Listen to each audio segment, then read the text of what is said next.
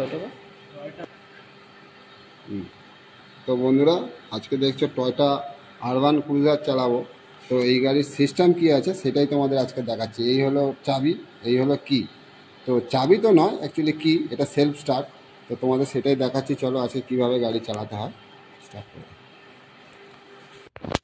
তো বন্ধুরা, তোমাদের যেমন বললাম টয়টা কোম্পানির গাড়ি কীভাবে চালাতে হয়।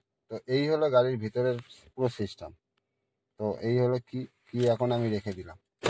দেওয়ার পরে তোমার কাজ কি বন্ধু, সবার প্রথম ব্রেকে পা দিলে ওখানে তোমার কি সিগন্যাল দিচ্ছে, সেলফ চাপতে বলছে। তো এই হলো সেলফ, এটা হলো সেলফ গাড়ির। তো এইখানে তুমি যখনই একবার প্রেস করবে, দেখো গাড়িতে কিন্তু সব ডিসপ্লে দিয়ে দিয়েছে, দেখলে তো। তো গাড়ি দেখছে বন্ধুরা, গাড়ি কিন্তু স্টার্ট হয়ে গেছে।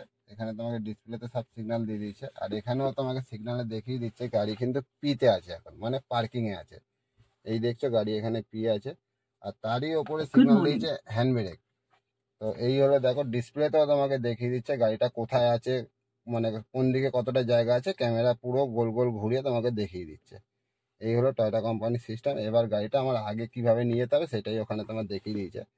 এইবারে তোমার প্রথম কাজ কি, যেহেতু গাড়িতে হ্যান্ড ব্রেক তোলা আছে, এই গাড়িতে কিন্তু নর্মাল আমাদের এমনি গাড়ির মতন হ্যান্ড ব্রেক, তোমাকে কিন্তু হ্যান্ড ব্রেকটা এবার নামিয়ে দিতে হবে। হ্যান্ড ব্রেক যখনই নামিয়ে দেবে, দেখো এখানে কিন্তু আর সেই সিগন্যাল নেই, এখানে তোমার শুধু অনলি ফর পি দেখাচ্ছে। এবার তুমি পি থেকে কিভাবে তুমি আর এ নিয়ে আসবে বা ডি নিয়ে আসবে, এই যে সেম এই গাড়িরও দেখবে এখানে কিন্তু একটা লিভার আছে। এই দেখো এখানে কিন্তু একটা লিভার আছে। এই যে লিভারটাকে তোমাকে সবসময় প্রেস করতে হবে। প্রেস যদি না করো তাহলে কিন্তু গাড়ির গিয়ার লিভার কিন্তু আগে পিছু হবে না বন্ধুরা। তো এই প্রেস করে এবার তুমি ডিতে দেবে। দেখছো গাড়ি ডিতে দিয়ে দিয়েছি, কেন ফোন করে না। এই হচ্ছে ডিতে দেওয়ার পরে দেখো এখানে কিন্তু আমাকে ডিসপ্লেতে ডি দেখিয়ে দিয়েছে। তো এবার গাড়িটা আমি আগে নিয়ে যেতে হলে দেখছো আমার কিন্তু জাস্ট হালকা ব্রেক ছাড়লেই কিন্তু গাড়ি আগে বাড়াবে। তোমার কিন্তু অ্যাক্সিলেটারে পা দেওয়ার এখন কোনো দরকারই নেই বন্ধুরা। এই হয়ে গেল টয়টা কোম্পানি গাড়ি চালানোর সিস্টেম অটোমেটিক। তো এই দেখছো গাড়ি আগে যাচ্ছে,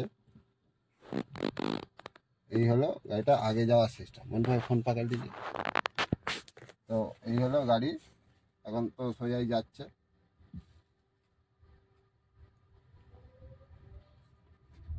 এই সবসময় তোমাকে ডিসপ্লে কিন্তু বন্ধুরা ফলো করতে হবে।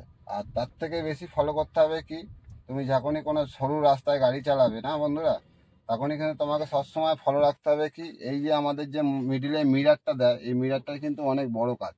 বড় কাজ বলতে গেলে কি, তোমার এই তিনটে মিরার সবসময় তোমাকে ফলো করে গাড়ি চালাতে হবে বন্ধুরা। এই মিরার যদি ফলো না করো, এই যে আমাদের ডান দিকে বাদিকে যে মিরারটা দিয়েছে কোম্পানি, এটাকে কিন্তু সবসময় তোমাকে ফলো করে গাড়ি চালাতে হবে। এটা যদি তুমি ফলো না করো তাহলে কিন্তু গাড়ি চালানো খুব মুশকিল হয়ে যাবে। সামনে দেখবে ডান দিক বাদিক দিয়ে হঠাৎ হঠাৎ গাড়ি চলে আসবে, বাইক চলে আসবে, তখন তুমি বুঝতেও পারবে না। তো তোমাকে এই তিনটাকেই সবসময় ফলো রাখতে হবে। আর তার থেকে বড় জিনিস হচ্ছে, যেহেতু এখন সব ডিজিটাল মিটার দিয়ে দিয়েছে গাড়িতে, তো তোমাকে এখানে সবটাই শো করে দেয়, গাড়ির সামনে কতটা জায়গা আছে, সাইডে কতটা জায়গা আছে, সব এখানেই তোমাকে সিস্টেমে দিয়ে দেবে।